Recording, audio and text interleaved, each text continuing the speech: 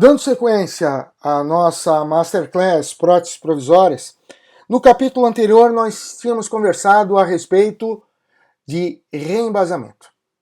E após o reembasamento da nossa prótese provisória, da nossa restauração provisória, é fundamental que essa peça possa receber o acabamento e o polimento devido, o polimento adequado, para que então, posteriormente, possa ser cimentada. E qual os materiais, qual o armamentário necessário para que nós possamos realizar esse procedimento? É fundamental que nós possamos ter uma lapiseira que vai nos servir para delimitar o término do preparo que foi copiado durante o nosso reembasamento na nossa prótese provisória, que possamos ter fresas, discos e borrachas de diferentes tamanhos, formas, diâmetros e textura, sempre lembrando que deveríamos evitar fresas do tipo maxi cut, que tem um corte mais grosseiro e que são mais difíceis de controle durante esse procedimento de acabamento. Nessas ilustrações, nessa sequência de ilustrações, observamos a delimitação do término com grafite, a remoção cuidadosa através de uma fresa do tipo mini cut, removendo todos os excessos e preservando o término que foi delimitado com grafite, dando o perfil de emergência adequado à nossa coroa provisória. Na sequência, utilizamos um disco serrilhado para ter acesso à região de ameias e remover rebarbas e excessos. Pontas de borracha para continuar dando esse acabamento e alcançando áreas que são inacessíveis através da utilização de outros instrumentos. E a utilização de rodas e discos, tanto de crina de cavalo quanto de algodão, para a remoção de discos e de riscos e para o polimento dessa peça. Uma prótese provisória simples e efetiva pode ser obtida a partir de uma moldagem em alginato ou silicona tomada sobre dentes pilares antes de serem preparados com brocas.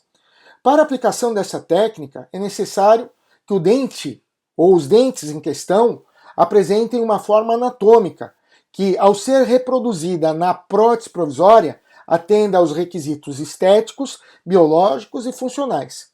E poderá ser aplicada tanto para dentes posteriores quanto para dentes anteriores. E essa técnica que eu vou passar a mostrar para vocês é a técnica da moldagem prévia, que é uma técnica classificada para obtenção de provisórios como técnica direta.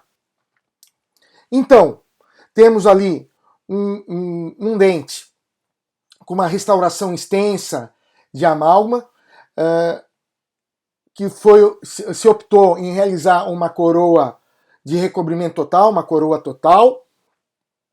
Para isso, esse dente foi previamente moldado, já que apresenta todas as características anatômicas preservadas. Após a moldagem desse dente, foi realizado o preparo, um preparo visando a confecção de uma coroa total. Aí a moldagem prévia, preparo executado. O preparo ele é vaselinado, as adjacências também. A resina acrílica manipulada e colocada no nicho referente ao dente. É levado em boca na fase plástica, essa resina acrílica, o conjunto molde e resina acrílica. É feito o reembasamento da peça, feito o acabamento, polimento, a cimentação e a remoção dos excessos de cimento. Então, nesse filmete curto, nós vimos a demonstração da execução de uma coroa provisória pela técnica da moldagem prévia. Nesse caso clínico, nós vamos mostrar uma sequência também de execução de coroas provisórias pela técnica da moldagem prévia. Então, o segundo premolar, ele apresentava uma coroa acrílica provisória.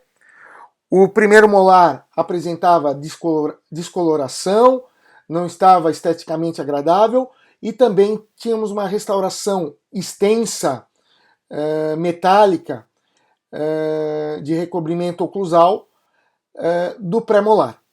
Então, a opção aqui foi a realização de 3 coroas totais em cerâmica. A condição clínica desses elementos revela um aspecto estético deficiente, porém, a forma anatômica, os contornos desses dentes estavam razoáveis e permitiam a confecção de coroas totais provisórias, utilizando a técnica de moldagem prévia. O material silicona de condensação foi manipulado, pesado e leve, foi levado a uma moldeira parcial, aonde foi feito o molde. Os dentes, após o molde ser realizado, foram preparados. Notem ali no primeiro molar a sequência de preparo, a técnica da silhueta, a criação de sulcos de orientação, para que nós possamos ter um controle maior do desgaste. Os 3 dentes preparados. Aquele molde, através da técnica pó e líquido, foi preenchido os nichos referentes ao segundo pré, o primeiro molar e o segundo molar. Quando a resina acrílica atinge a sua fase plástica, que se observa a perda do seu brilho superficial, que representa a sua fase de trabalho, levamos o conjunto molde e resina acrílica à boca. Mantemos esse conjunto em posição em torno de 1 minuto a 1 minuto e 15, permitindo a polimerização e o início da presa da resina acrílica.